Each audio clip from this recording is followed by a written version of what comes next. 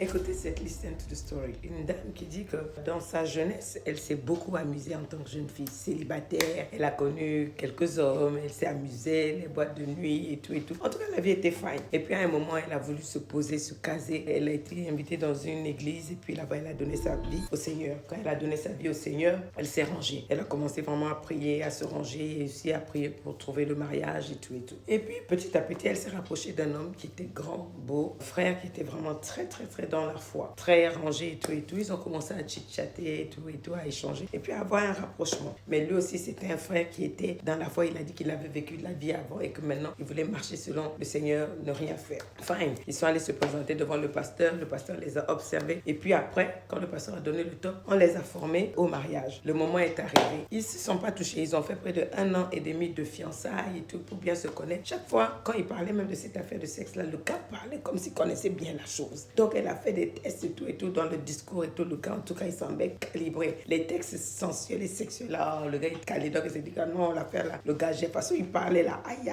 ça là, lui, là, quand il va me prendre mon dit, il va me plier, me tordre et tout et tout. Et donc, ils se sont mariés. Maintenant, ils arrivent dans le mariage là, gata. On déballe les cadeaux. Ah, c'est là que maintenant, elle va découvrir que, en fait, le gars là, c'est un poulard. Le gars là, son truc là. De toute façon, il est long et puis il est mince. Ça, c'est même chose pour son anaconda. C'est fait, chingri, et puis c'est long. Donc, quand il a pris nuit de noces, elle s'est dit non, peut-être que c'est parce qu'on est fatigué et puis bon, c'est la première fois et tout et tout. Le gars, quand il rentre, elle sent rien, elle ne se retrouve pas. Le gars, là, il se débat, elle ne sait pas s'il est dedans, s'il est dehors. Donc, elle est là dans son coin. Mais plus le temps passe, la chose là, ça ne bouge pas, ça ne devient pas plus large, plus gros, plus grand. Et le gars, vraiment, il veut de plus en plus faire. La gueule n'est pas à l'aise. Au bout de 2 ans, elle est assise là, frustrée, elle se refuse à son nom. Elle dit qu'elle n'a pas envie parce que vraiment, sa chose là, c'est trop kikiné. C'est comme si ça chatouille, ça fait rien. Elle n'ose pas lui dire. Il ne veut pas nettoyer le plat, c'est-à-dire avec la langue, vous comprenez, il ne veut pas aller dans la cave. Il ne veut pas lui acheter des jeux sexuels pour qu'elle puisse se truc parce qu'il est trop sain, c'est pas biblique et tout. Donc elle est frustrée, c'est-à-dire il y a la frustration. Mais pour elle là, ça a dépassé le mot frustration.